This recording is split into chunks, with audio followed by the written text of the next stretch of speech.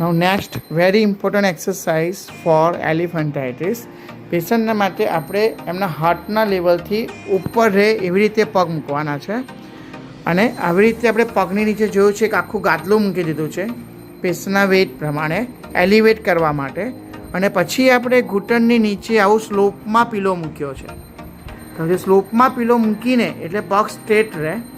હવે આ પોઝિશનમાં હવે પેશન્ટને કહેવાનું છે તમારો પહેલાં ડાબા પગના પંજાને આગળ પાછળ કરો. Yes, very good.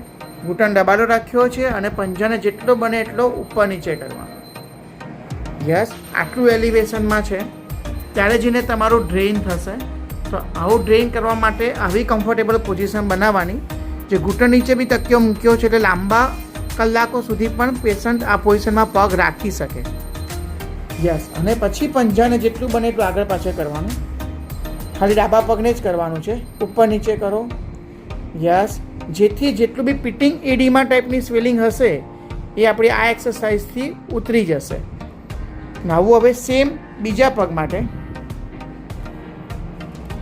સેમ અહીંયા દબાવ્યું છે, ઘૂંટણ નીચે સપોર્ટ છે અને પછી ઘૂંટણને દબાવવાનું અને પછી પંજાને આગળ પાછળ ખેંચવાનું.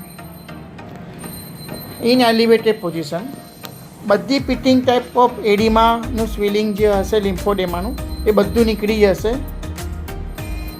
ફાઇલેરિયાસિસ અથવા આપણે કહીએ એલિફન્ટાઇટિસના પેશન્ટ્સમાં આ ટાઈપની મુવમેન્ટ્સ દિવસમાં મેક્સિમમ ટાઈમ કરવાની. જ્યારે બી ટાઈમ મળે ત્યારે રીતે એલિવેશનમાં રાખીને આ પ્રકારની કસરત કરો.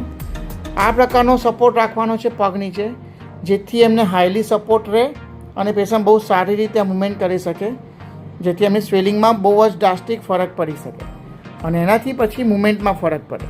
તેના માટે આ પ્રકારની એક્સરસાઇઝ બહુ જ જરૂરી છે. Yes, thank you.